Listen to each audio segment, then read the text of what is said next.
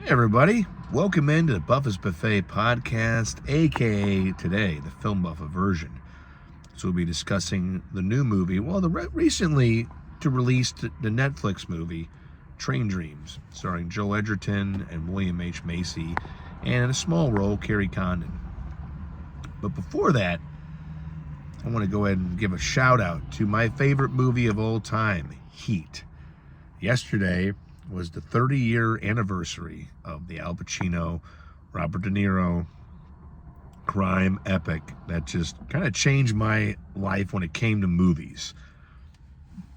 And I don't know, maybe not for everybody else, but when I saw this movie with my dad at the Esquire Theater on Clayton Road, when I was 13 years old, and I ended up seeing it twice, I can just tell you that when I left that movie, it was just a little different, because it wasn't just the way that he shot the action, how you felt that it was the bullets were ringing around the theater that you were in because of the sound precision that he had, and the way that he recorded the ammunition firing in that bank sequence. He recorded that live, so it wasn't like it was manipulated or Hollywoodish.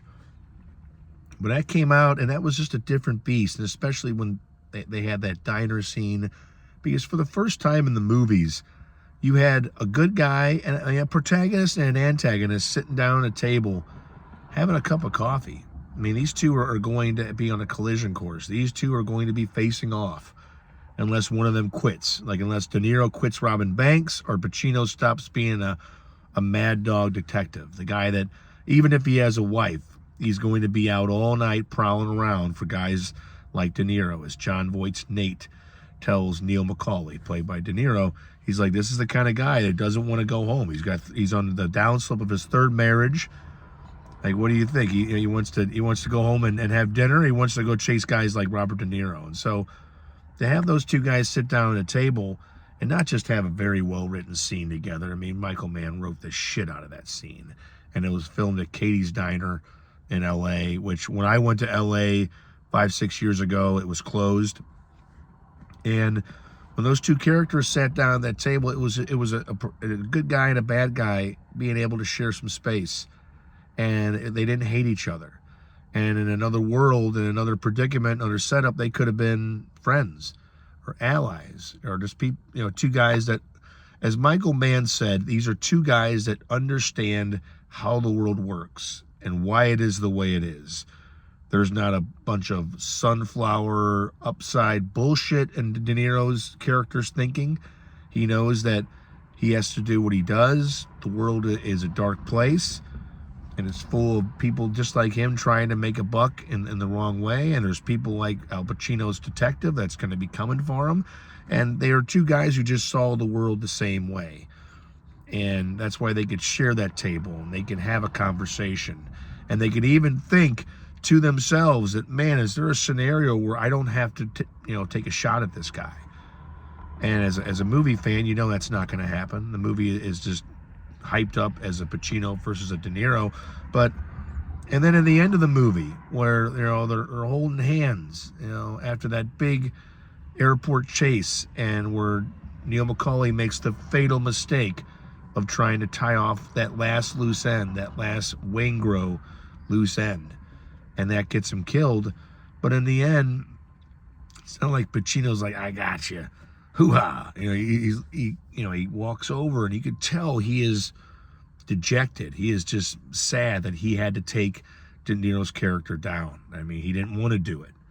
It's like he told him in the diner, it's like, if you're there and you're gonna turn some poor bastard's wife into a widow, I won't like it. But brother, you're going down. That movie, those two scenes, and of course the bank heist scene. I mean, it's just so electric. And again, you hear the gunfire's going off, and I had to look around in the theater. I was like, wait a minute, man, is somebody walk into the Esquire? Which wouldn't be a crazy thing back in the 90s on, next to Big Ben and Clayton. I mean, the shit could pop off. You're not that far from the city. You're about a few clicks, so you're about 3 minutes away from the city, technically.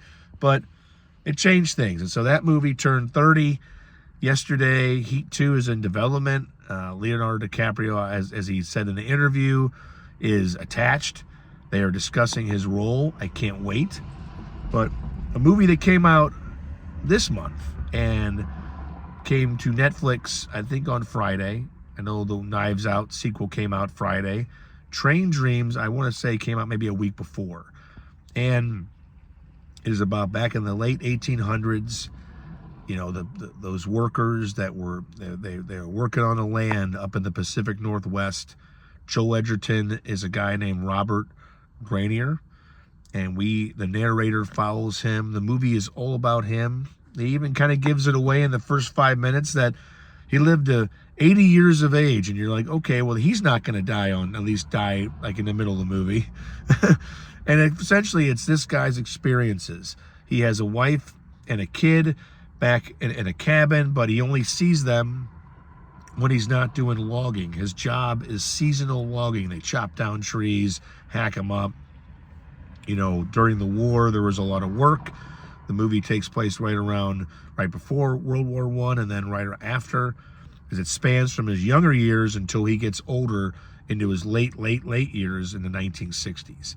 And it's kind of like how the world is when he is a young man, and it's how it is when he's an older man, and how the friends on the crew, which include William H. Macy and other character actors that you'll know by face, maybe not by name, the interactions they have and the camaraderie they show. And then as he gets older, that changes, and then, you know, tragedy comes upon him, because, you know, you live to be 80, you are going to see some tragedy. You're going to lose friends, you're going to lose loved ones, you're going to lose them in ways that you don't have a handle on. It's just going to happen. If you make it this long, if you make it to 60, 70, 80 years old, you're not going to make it there without sadness. It's just part of the deal, you know. You know, if you want to, people that check out, they don't escape sadness, but they don't get that older age where you start burying your friends and maybe having some romantic things uncurl and kind of come undone. And for him, he just wants to spend more time around his wife, played by Felicity Jones, and his young daughter, named Katie. And so he goes home from logging, and then he has to go back. And the movie just kind of shows that life as the wife is trying to think of ways to keep him at home. Maybe we can, you know, buy a couple horses and a carriage and, you know, turn the farm, you know, the barn into a sawmill, and then they can make money. And it just tells you how life can pass you by when you are trying to make a living. And I think that's the onus of it. And I think the biggest part of the takeaway from the movie is, I mean, Joel Edgerton's great. He's been around in the movies since Warrior, where he played an MMA fighter with Tom Hardy, and Nick Nolte was in that movie, and that blasted both of their careers off. Tom Hardy just rocketed to being what Tom Hardy is now, and Joel Edgerton has still put his own nice career together. And again, the guy hides a very thick Australian accent. You know, he's doing press for the movie. He's like, yes, I was out there in the woods. And I'm like, what? But he's good. And William H. Macy, he really can't find a way to be bad. He's an actor that just anything where he pops up as some philosophy history spinning kind of guy in the woods who's more of a foreman, kind of looks after the guys and tells stories, and he befriends Joel Edgerton's character. His name's Arn Peoples, and of course Edgerton's character is called Robert. And you know, it just tells you that. And Kerry Condon, who was a terrific Irish actress who was in F1 with Brad Pitt. She's had a nice little year. She only has a really small role. They put her name up there because she is an award-nominated actress, so they're going to put her up there in the billing, even if she only has a couple scenes. But the movie's just really about how when you're working a job like that, life can just zoom by you. And then you're trying to catch up with everything that you missed. But then at the end of it, you get to see the impact that you had on a bunch of people. Like this guy helped work on the railroads. He helped, you know, build train tracks, and then he helped clear forests, and he helped clear, you know, came up with all that lumber for many, many people to stay warm or to use their lumber to build barns. He uses lumber to build his own cabin, his own house for his wife and kid. And then of course he has to rebuild it after something happens. And it just tells you that even though we spend our lives working, like I know when I go out every day on the truck or I'm picking something, I'm improving somebody's plumbing. I'm helping. I'm a little cog, a little piece of that method, of that machine. I mean, and so at the end of the day, when my knees are hurting and are in the summertime, I'm sweating, I can just go, man, I help I help somebody take a shit. I help somebody be able to take a shower, to have a working toilet, to just have that, you have to think of that. And so while Robert's had tragedy in his life, he kind of has to understand that you still had an impact. Tragedy is going to define you, but as long as you make an impact on the world that lasts, I think that it doesn't plow the tragedy over, it doesn't take care of the sad times, but it reminds you that life is spent producing something that hopefully your kids, and if not, you're in the older age, you will understand that you weren't useless here, that you made a dent. It's got 95% on Rotten Tomatoes. I don't think it's extraordinary. I watched it with somebody, and we, towards the end of the movie, some other things, we're like, I'll watch this, and I'm like, it kind of loses it a little bit, and then you kind of tune in the very end of it, and it's not something I'm going to watch again.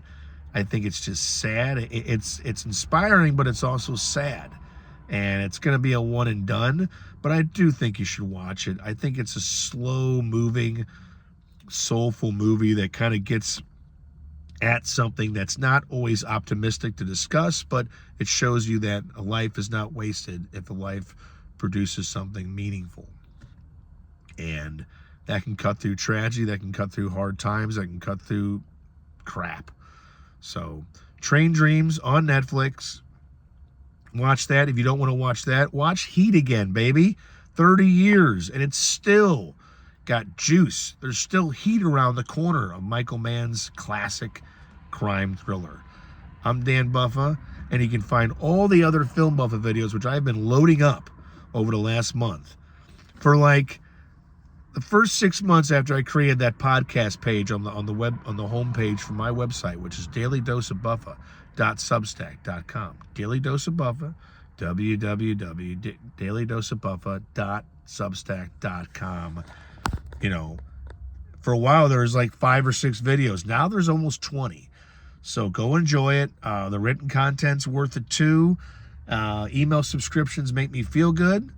They're just an ego boost. If you happen to donate a few shekels, great. If not, you get 50% free, and maybe I can convince you to climb over the fence and throw me a few shekels. Anyway, thank you for watching this. Thank you for taking an interest in what I do. I am just a rambling man in a truck until somebody watches this. Have a good one, and I will talk to you tomorrow.